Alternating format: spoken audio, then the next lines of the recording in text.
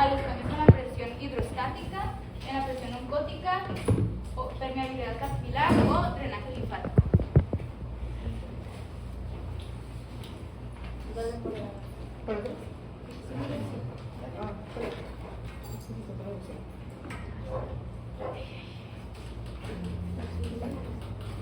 Buenas tardes.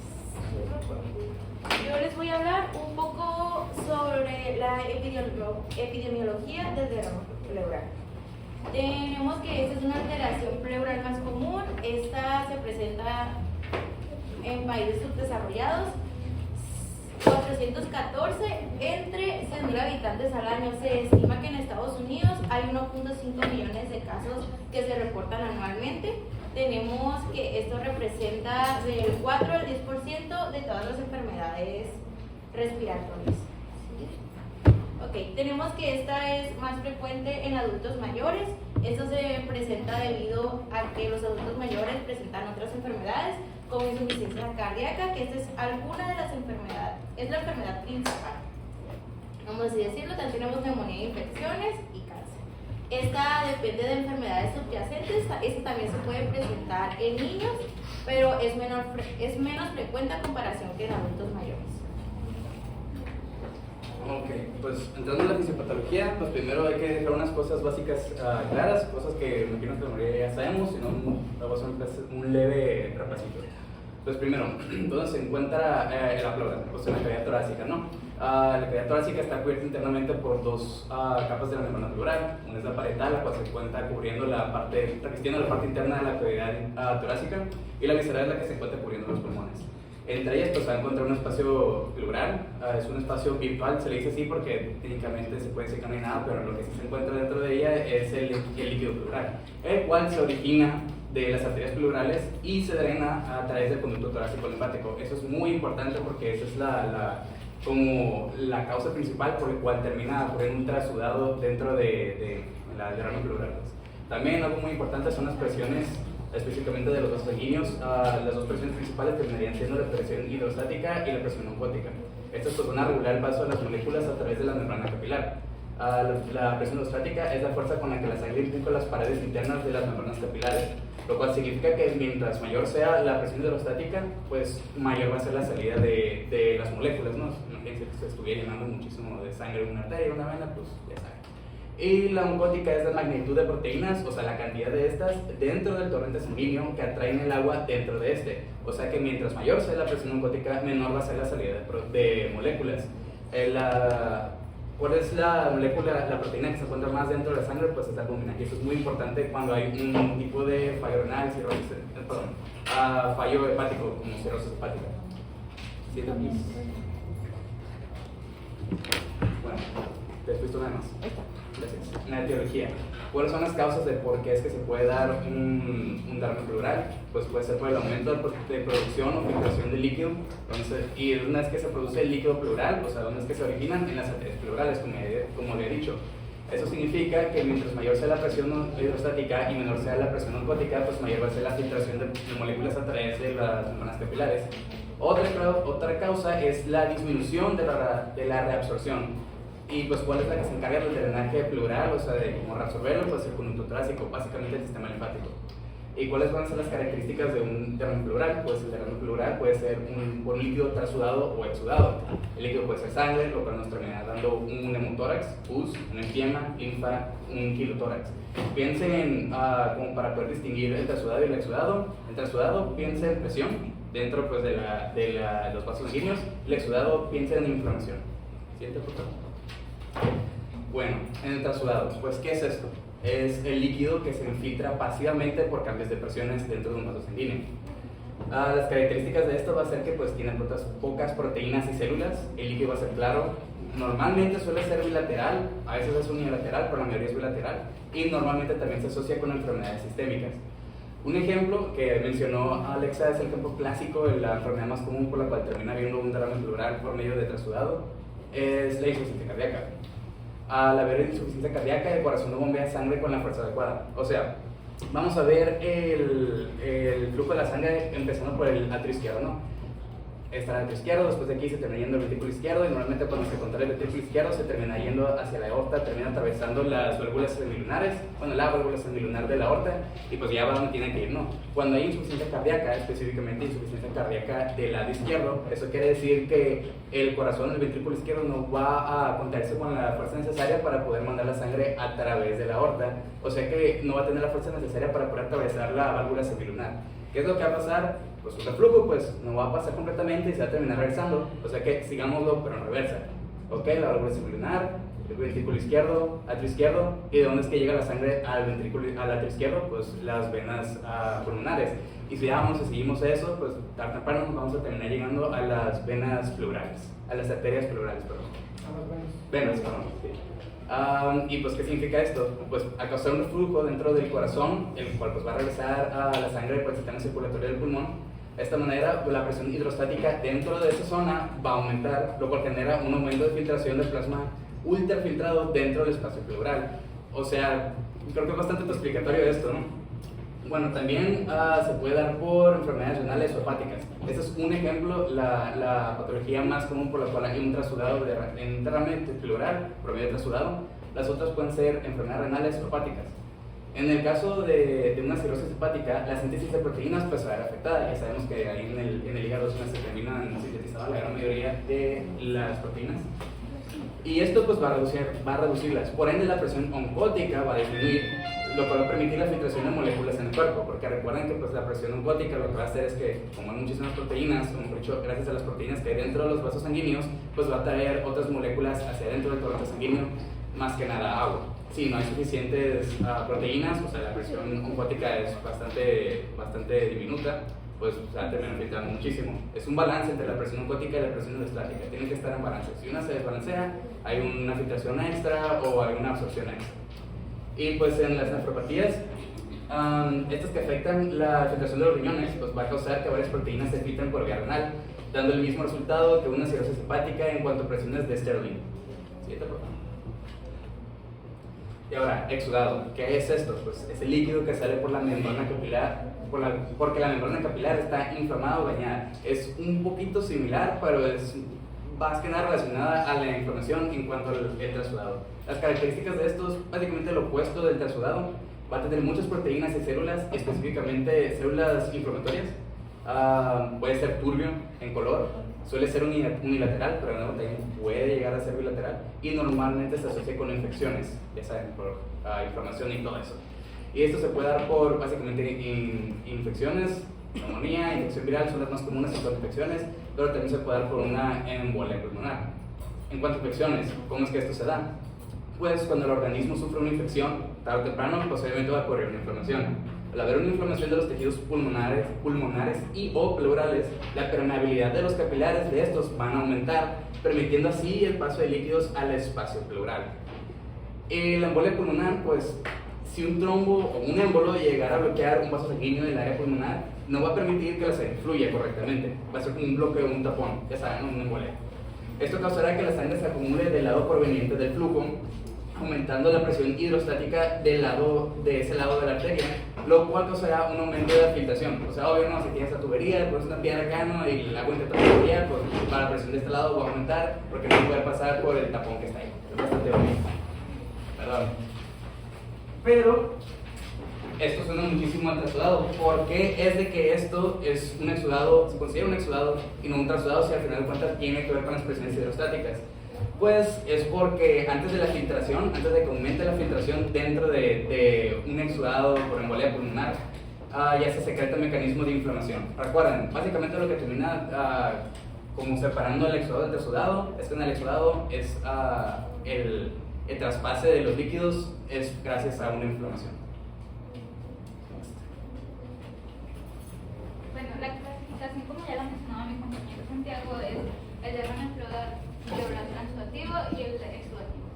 Mencionó también que aquí no va a tener inflamación, en cambio el exudativo sí. Y también ya mencionaron las causas. En una radiografía no vamos a poder identificar propiamente si es transudativo o es exudativo. Para ello vamos a tener que requerir de una... no me fue el nombre, pero era los criterios de Lyme. Eso, para muy buena concentración. Sí.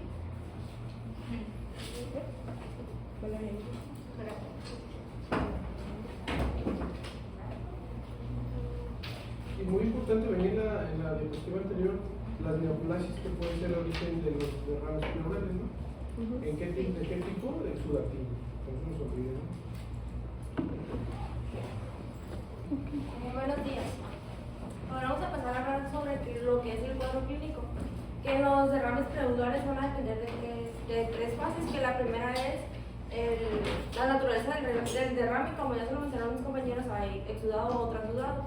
El segundo es la cantidad y velocidad de la instauración, que aquí es la velocidad y la cantidad de líquido pleural que se almacena pues, en la pleura. Y la tercera es la reserva cardiotorácica de nuestro paciente.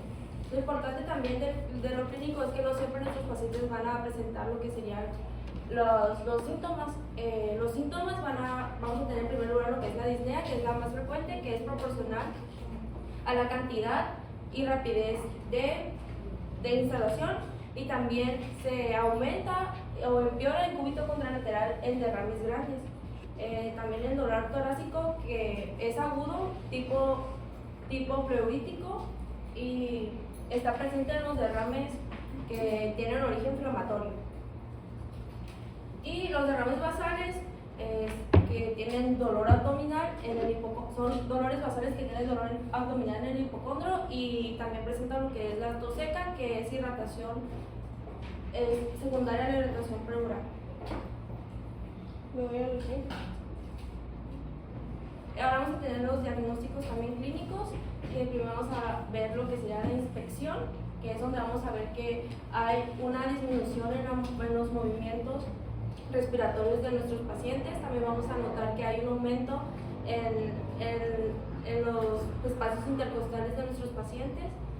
También vamos a notar que cuando que en ocasiones que hay un derrame pleural grande, vamos a encontrar un abordamiento de la región subescapular o de todo el hemitórax.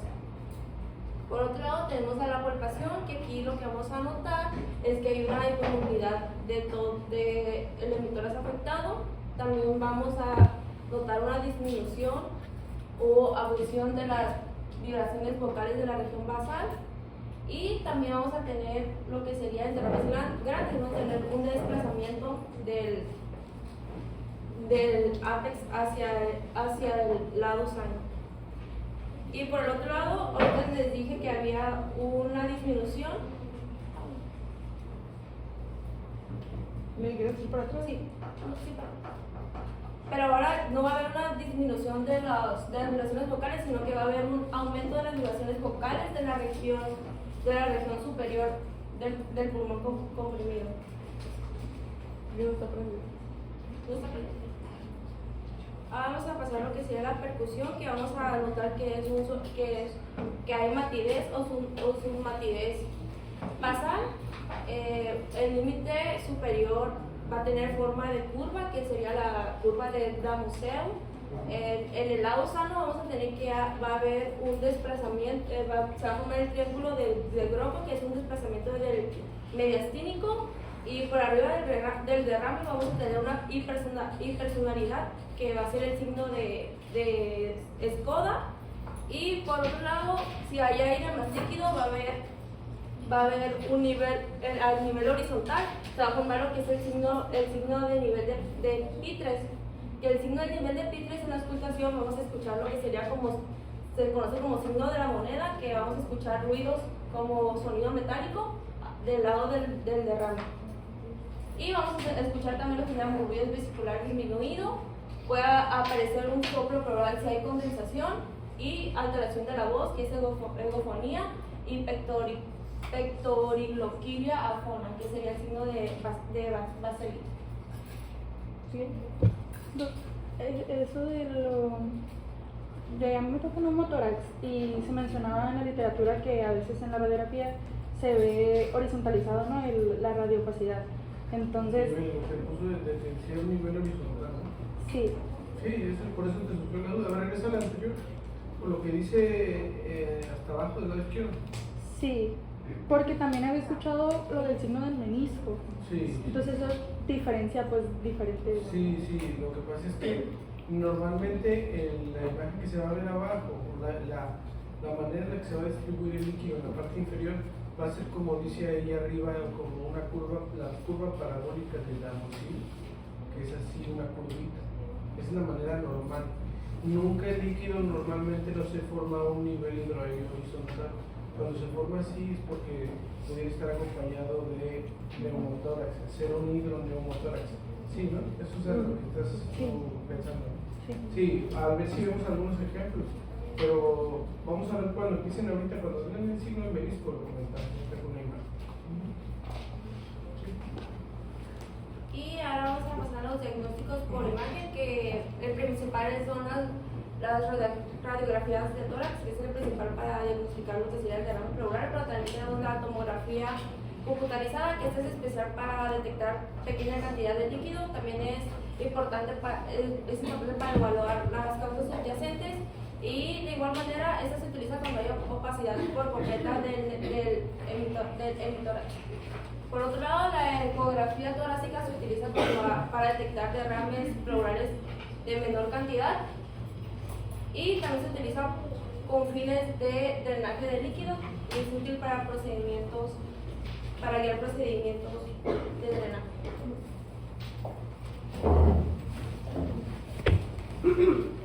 Bueno, compañeros, ahora vamos a pasar a los hallazgos por imagen. Antes de empezar, me gustaría pues que repasemos cuál va a ser el aspecto del derrame. O sea, nuestros derrames van a tener algo que los va a delimitar, bueno, no delimitar, más que nada para identificarlos. Uno va a ser la postura del paciente, la otra va a ser la gravedad, la cantidad de líquido y la retracción elástica del pulmón. ¿Por qué les menciono que esto es importante? Porque como estamos hablando de un derrame pleural, normalmente, hablando de forma típica, pues estamos hablando de líquido. Entonces va a importar mucho en cómo va a estar posicionado nuestro paciente. Porque al llegar a pensar en un derrame pleural típico, pues vamos a suponer que va a ser móvil, un líquido móvil. Entonces va a depender mucho de la posición que vaya a estar el paciente al momento de tomarle un rayos X. ¿Por qué? Porque pues el líquido se va a mover. La otra va a ser la gravedad. El líquido, pues obviamente por la gravedad va a tender a estar en las partes más bajas. En este caso pues va a ser entre las dos pleuras, entre la pleura visceral, la pleura parietal, arriba del diafragma, debajo de los pulmones. ¿Ok? Y pues la cantidad de líquido, dependiendo cuánto líquido va a tener pues esta persona, la persona, el paciente, se va a ver diferentes hallazgos en la radiografía. Y pues la retracción elástica del pulmón, que esto nos va a ayudar a entender cómo se va a comportar, porque recordemos que por sí mismos los pulmones son elásticos, tienden a expandirse. Muy importante, ¿qué proyecciones vamos a necesitar nosotros? O sea, ¿cuáles nos va a servir? Como mencionó pues mi compañero Karemi, lo más importante, lo más común es un rayos X. Lo inicial, ajá. Lo inicial es un rayos X. Ya normalmente también se pueden utilizar, o se suele utilizar la TC, pero sirve más como diagnóstico de derrames pequeños que no son como tanto visibles, si no me equivoco. Y ya los ultrasonidos se van a utilizar para poder llevar a cabo o trazar cómo se va a llevar a cabo la toracocentesis. Pues miren, así va a ser. La radiografía es sensible para derrames pequeños, pero ¿qué proyección tiene que ser? No, para derrames más pequeños. De cúbito Lateral. Puede ser de cúbito lateral, pero si el paciente puede deambular, se toma una lateral. Acuérdense que ayer les daba un ejemplo hacia dónde se iba el líquido, hacia la parte posterior. Si se acuerdan que estaba un poquito más declive esta zona, que los pulmones terminan hacia atrás del paciente así. Entonces el lateral se iba a ver así, se iba a ver el líquido como se empezaba a llenar esa zona, ¿no? Bueno, sí es verdad que es más sensible un ultrasonido y una tomografía, pero la idea de la tomografía va a ser a estudio de las causas, ¿no? Normalmente cuando hacemos una tomografía es porque tenemos un derrame pleural y no sabemos qué es, o cuál, bueno, porque lo tiene el paciente. O sea, suponer que llega un paciente como ustedes de su edad que no tiene ninguna enfermedad, no tiene ningún síntoma, pero por alguna razón le detectaron un derrame pleural, pues la tomografía no le va a servir para ver el derrame, porque ya lo vieron incluso. Sí da ciertas características del derrame, pero lo principal va a ser buscar una causa, ¿no? Ahora, yo ya tengo mi paciente, yo ya sé que tiene insuficiencia cardíaca, insuficiencia renal, yo ya sé cuál es la causa, ya no le voy a hacer una tomografía para ver el derrame, para ver si se ve más bonito en la tomografía, porque yo ya sé la causa. Entonces no tendría mucho caso hacerle más estudios para saber si yo ya sé de dónde salió ese derrame. Yo perfectamente puedo calcular el volumen con una radiografía, ver su gravedad, ¿no? Ver si la disnea que tiene es atribuible al derrame pleural, o a lo mejor tiene una tromboembolia pulmonar o otro problema que le esté produciendo disnea que no podría ser justificado por un derrame pequeño. Y el ultrasonido normalmente pues para estudio en pacientes postrados y guía de procedimientos, ¿no? Para procedimientos guiados. Entonces, básicamente, acordémonos entonces que las laterales son un estudio importante complementario. Normalmente siempre piden la pura PA. Entonces, ya si la PA les llega y les llama la atención, pues complementenla con una lateral. ¿Sale? Okay. Pues como mencionaba, las proyecciones útiles o las que vamos a necesitar va a ser la posterior anterior y la lateral, que estas se menciona que van a ir complementarias, que van juntas. Y vamos a tener la anteroposterior, pero va a ser más como para pacientes hospitalizados, por lo mismo que van a estar en posición supina. Y pues también tenemos el decúbito lateral, que esa también la mencionaba en el libro. Y ahora les quiero mostrar una imagen. Entonces, a la siguiente, por favor. Sí, nada más que acuérdense que entonces, como vimos ayer, en la AP, esa no se va a poder, esa no nos serviría como tal. Ahí les voy a explicar por qué. En esos pacientes, la que nos ayudaría a identificar un líquido sería el decúbito lateral. De rayo horizontal. Con rayo horizontal. ¿Qué más? Después de la siguiente. Ok, miren, nada más para recordar rapidito, aquí les puse, pues es un rayos X de tórax normal. Y yo quiero que ustedes se fijen muy bien en lo que vamos a identificar a continuación, cuando les muestre el que no es normal, ¿ok? Nosotros vamos a tener, en el caso de los derrames pleurales, muchas patologías, darnos cuenta de estos ángulos. Este de aquí va a ser el ángulo costofrénico, ¿ok? Derecho, y pues también tenemos del lado izquierdo. Y tenemos el cardiofrénico, ¿ok? Son dos. Normalmente en las literaturas se centran más en este de aquí, que va a ser el costofrénico, pero yo también, pues en lo que estoy investigando, también se suele tomar en cuenta este de aquí. Más que nada este más visible, porque pues aquí ya tenemos el corazón. Como podemos ver, pues esta es una rayos X, posterior anterior, el paciente está de posición erguida y pues se ve radiolúcido, o sea, se ve bien. De hecho, esta la saqué de radiopedia, se supone que el paciente tenía todos y le hicieron sus rayos X y pues salió bien. Ahí nada más el comentario, si es una AP o es una PA. Las escápulas, entonces, o una de dos, o es una AP o es una PA con mala técnica. Creía que era, pero no, o sea, la técnica de exposición no es para ver los huesos, pero las escápulas están adentro, entonces hay un conflicto ahí. ¿Qué quiere decir? Que lo más probable es que sea una PA, pero con una mala técnica. Entonces podrían hacer ese. Yo jamás les voy a poner en un caso de esos, algo así como para despistar, ¿no? Donde no sabríamos, bueno, pero si ahí están las escápulas, sí, pero ¿dónde ves los huesos de la columna? Entonces, no. Y luego, ¿qué vemos del otro lado? Este de aquí, pues va a ser de la forma lateral, y de igual forma se vamos a ver el ángulo que va a ser aquí. Este va a ser como el principal indicio de cuando nos demos cuenta que se están obliterando o borrando el seno costofrénico. Se va a ver muy notable aquí. Si lo pasar a la siguiente, por favor. Esta es una imagen de un derrame pleural típico, ¿ok? ¿Qué podemos observar a simple vista? Alguien que me quiera decir. Exactamente, eso va a ser uno de los principales, así como dice Dani, va a ser de lo principal que uno tiene que darse cuenta, que va a haber un borramiento en ambos ángulos. Luego de que, por ejemplo, después de la siguiente, algo muy importante. Podemos ver aquí que esto de aquí van a ser, ven estos como montañitas que están así, son los hemidiafragmas. Se supone que el hemidiafragma va a tener un punto más alto y el punto más alto va a ser medial. Entonces, cuando vamos a estar en presencia de una patología, en este caso como un derrame pleural, que en este, puede ser lo siguiente, aquí no se ve muy claro porque este es un derrame pleural pequeño, pero cuando hablamos de un derrame subpulmonar, los hemidiafragmas aparentes se van a empezar a borrar y se van, en vez de estar mediales, se van a hacer laterales. Esto lo vamos a ver más adelante. También si podemos ver en esto de aquí, pues ven lateral, que también me pueden decir, se está borrando el ángulo, miren, ya ven, hay un borramiento. Sí, a ver, señálame en la lateral el ángulo costodiafragmático hacia el posterior, que está normal. Se ve uno normal y se ve uno ocupado, se ven los dos. Creo que están Sí, Están encimados. Sí, están encimados. Suelo un poquito más. No, ahí está, sube. Entonces es lo que les decía, se me va a hacer, es más evidente en esa forma. A ver, ¿dónde? ¿Le hacemos un?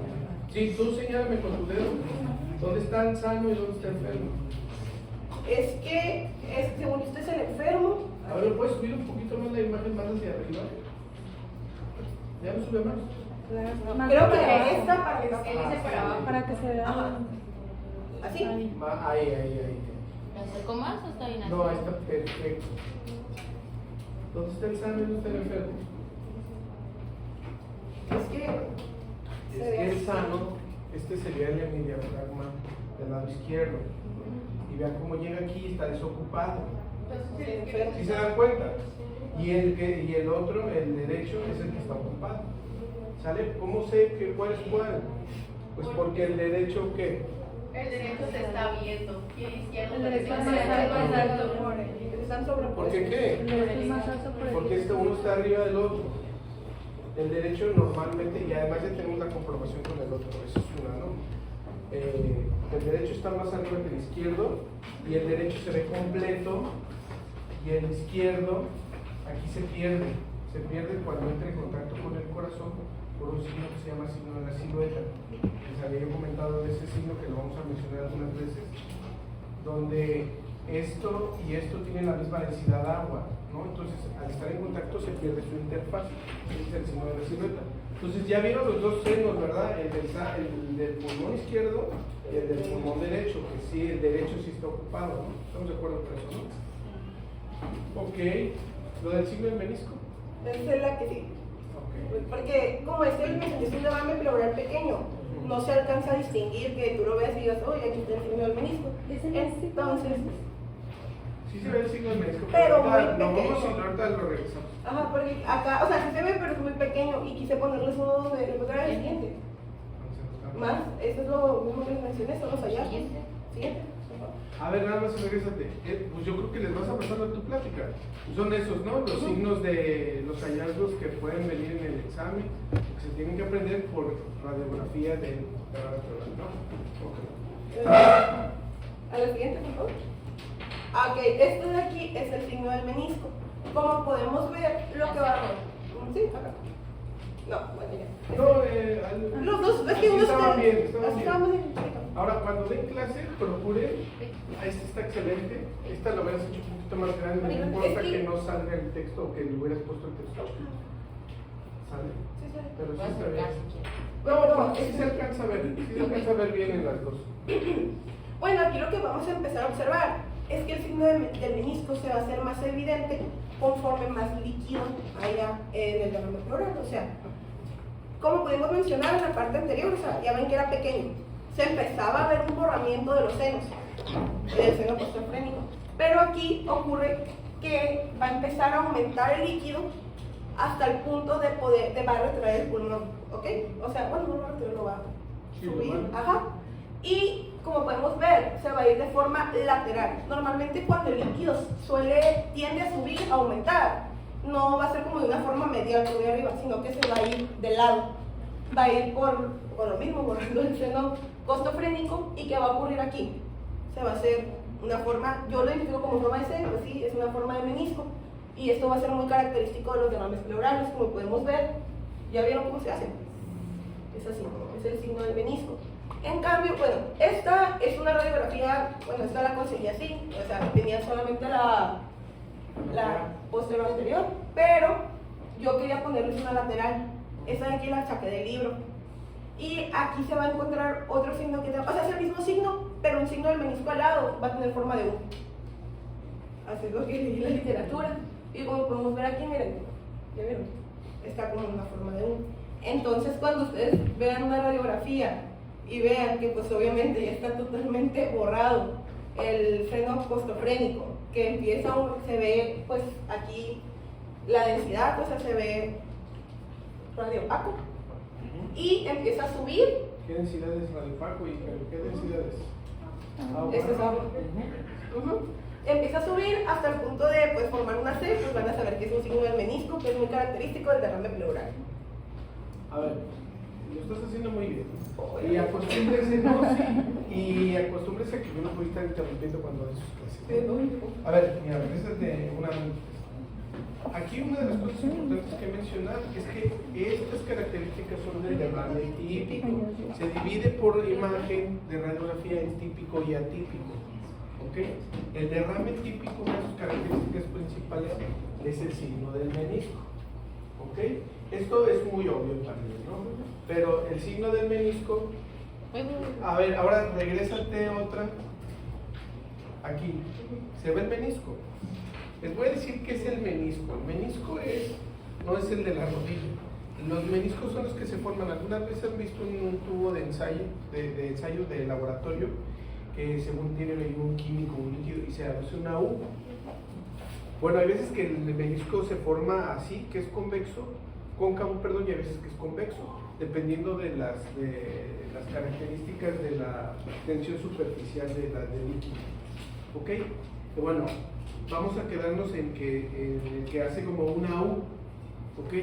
Esa U es un menisco. Bueno, el menisco, ese es el que vamos a buscar aquí. ¿Le ven el menisco en el hemitórax del lado derecho? ¿Se le ve una U ahí? ¿O no? Sí. Bueno, es esta U. ¿Sale?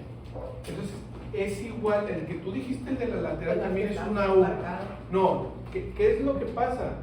Que mientras más voy llenando el líquido, de líquido al hemitórax, aquí donde está este líquido, dijimos, esta agua, ahí está, en el pulmón.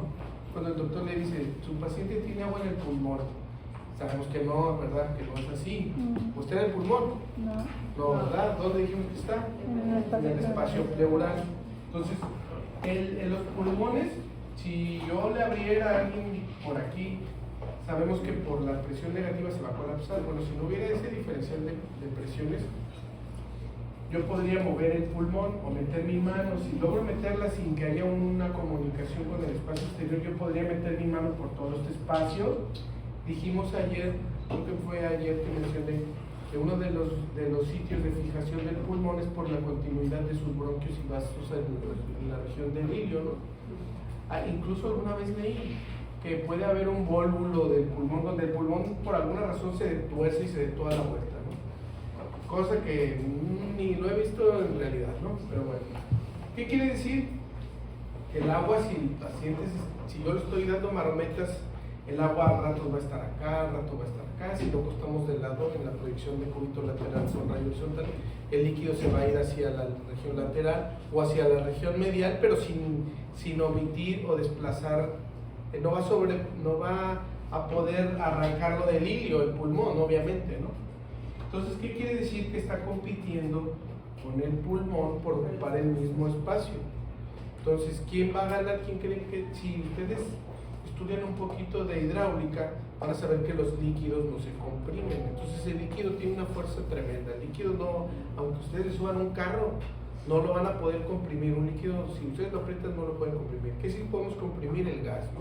Que es lo que normalmente contienen los pulmones. Entonces, ¿qué pasa?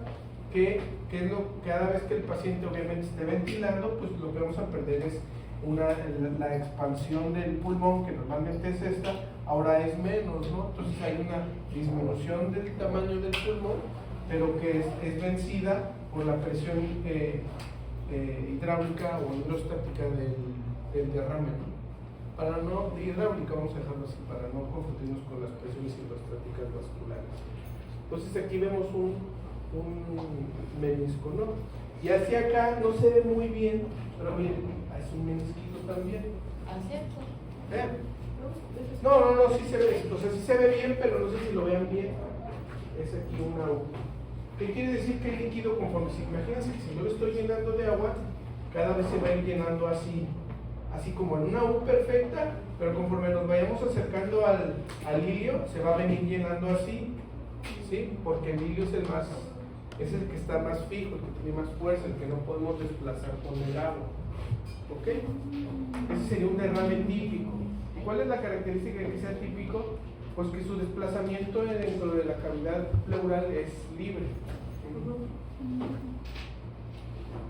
Bueno, para continuar, les hice aquí una tablita de los volúmenes porque, pues, según la bibliografía que consulté, dependiendo cuánto líquido va a haber, pues van a haber diferentes características. Por ejemplo, cuando tenemos 75 mililitros de líquido pleural, pues va a haber más que nada un borramiento en el seno costofrénico posterior. Cuando ya tenemos de 200 a 300, ya va a ser más visible y de forma lateral. Aunque también había leído que ya a partir de los 200 mililitros ya es más visible el signo del menisco. Y pues a mayor volumen, pues ya sabemos que se va a ver muy evidente. Y aproximadamente 2 litros, que esto pues ya es muchísimo, vamos a tener una opacificación total del hemitórax, que esto lo vamos a ver a continuación. Bueno, este de aquí es un derrame subpulmonar derecho, que pues sería un derrame atípico. Ajá, atípico. Es lo que iba a comentar. No lo puse como los atípicos porque en el libro no me lo mencionan así, pero después de lo que yo investigué vi que sí, pero se considera atípico no porque la patología sea algo diferente como otro, sino porque ya es como un punto más avanzado de un derrame pleural típico y porque el hemitórax aparente no va a estar de la forma medial. ¿Se acuerdan que les mencioné que se va a ir lateral? Pues se supone que es esto de aquí, que se va a empezar a hacer el hemitórax aparente lateral. Y pues son las características que tiene. También es más difícil poder diagnosticar uno derecho que uno izquierdo, porque pues va a haber una dificultad con la opacidad con la densidad del hígado, así se mencionaba. Y pues como podemos ver, o sea, los mismos grados de todo, pero diferente volumen de líquido. Así es como yo lo logré entender. No tiene menisco. No tiene. No hay menisco. Es por o sea, como mencioné, es más que nada un derrame subpulmonar, va a ser más ligado al hemitórax aparente, si no me equivoco, y que va a irse, en vez de estar, ¿se acuerdan cuando lo vimos al inicio, que están así como dos montañitas, y que están mediales? Bueno, aquí van a estar laterales, y eso va a ser característico de un derrame subpulmonar derecho. ¿Está bien? Vamos a dejar como que sí es entonces derrame atípico, está el subpulmonar, el tumor evanescente y el encéfalo oculado. Traigo hemitórax aparente, el derrame loculado y traigo otro, el nombre es el los que siguen. ¿El intercisural o...? No, eso no lo puse, pero el intercisural ese no lo puse 3. Bueno, te lo recuerdo. Bueno, esto es más que nada para recordarles el efecto de la postura, que fue lo que mencionó ahorita el doctor al inicio cuando hablamos de las proyecciones útiles. Esta es antero-posterior, y como podemos ver, cuando un paciente tiene un derrame pleural y se le toma una imagen así, se mencionó que pues no va a ser de gran utilidad. Como podemos ver, el líquido se va a esparcir. ¿Pero cómo se la tomaron eso? Pues en el libro, el paciente acostado. No es lateral, hay otras que son laterales, pero esta no, lateral no es, estoy de acuerdo. Nadie quiere ser lateral. ¿Cómo le llamaba esa radiografía AP? Pues sí, debería ser acostado porque todo se ve. Exactamente, entonces está acostado. Y esta pues no está. ¿Dijiste el decúbito supino? No, dijiste meditación. Sí, dije decúbito supino. No, entonces te entendí. Es que... de tiempo. No, este es mi también, pero sí dice acostado. Sí, no, yo me equivoqué. Entonces ahí está el paciente acostado y el paciente está de pie, ¿no? Habíamos dicho que la PEA siempre es en la estación, sí, perdón. Y como podemos ver, pues sí se ve una notable diferencia al momento de identificar los hallazgos. Y pues ya, nada más la quería poner para que tuviéramos esta vista. Sí, muy importante. Ahora sí, bueno. Esta fue también, como les mencioné, de lo de la tomografía computada. Decidí ponerla, puse una imagen de esta y una del ultrasonido solamente para poder identificar cómo se va a ver uno típico. Son las únicas imágenes que traigo de estas, antes de pasar ya con los atípicos. Que igual mencionamos que el subpulmonar es atípico, pero pues lo puse ahí por lo otro que investigué. Más que nada, en esto de aquí, que sí me costó un poquito más entenderla, pero bueno, esta proyección es tomada en decúbito, pues nos va a servir para identificar derrames más pequeños. Alguien me puede decir aquí, o sea, unas flechitas ahí, pero que identifican dónde está el derrame. Detrás del hígado. O sea, se ve muy pequeñito, pues. Muchas veces cuando los derrames son aún muy pequeños, no se logran identificar en una normal, pues. Y para esto no sirve. También como mencionó el doctor, cuando no hay causa aparente, pues de que le da a una persona joven, pues no encuentras y es más fácil para diagnosticar. Y pues la quería poner para que tuviéramos una visualización. Y ya, puro recreativo. Y dices, está acostado, las tomografías entonces siempre están en el paciente acostado, no se tiene que ir por su líquido está ingresado al posterior. Sí, también. Aquí está despejado y aquí sí. Pero les quería. Y les quería poner más un ultrasonido. Alguien que entienda, que me diga la forma de mí. No, ok, yo tampoco, pero. Mire, ok, se supone que el paciente pues se lo están tomando de este lado, o sea, es lateral, no es frontal. Y mi cabeza, internet y los libros me dieron, Gemini y ChatGPT me dieron a entender que esto de aquí va a venir siendo el diafragma.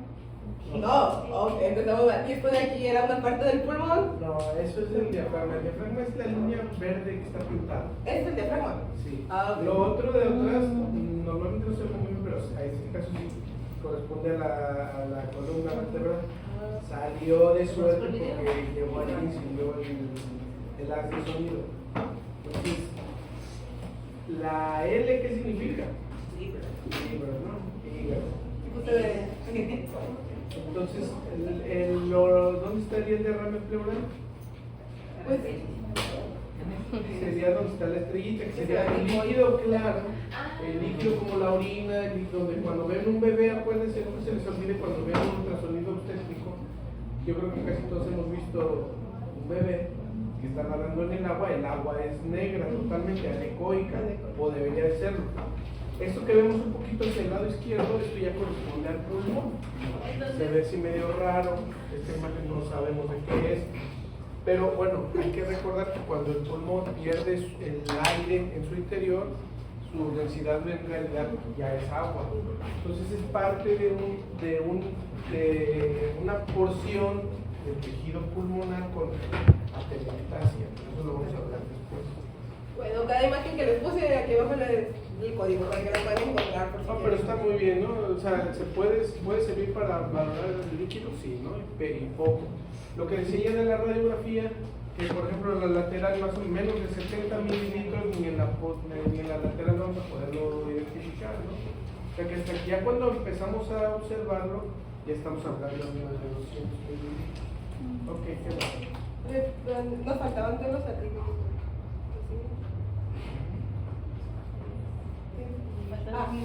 Sí. Más rapidito. Tenemos el derrame pleural masivo, que esto lo que va a hacer es cuando ya el líquido, ¿cuánto les dije que va a aumentar? 2 Más de 2 litros, 2 litros. Y lo que va a hacer aquí es que este va a actuar como una masa. Y lo que va a hacer es desviar lo que viene siendo el corazón y la tráquea, normalmente. Y pues como podemos ver aquí, lateral también se ve bien feo. Se ve de una forma muy...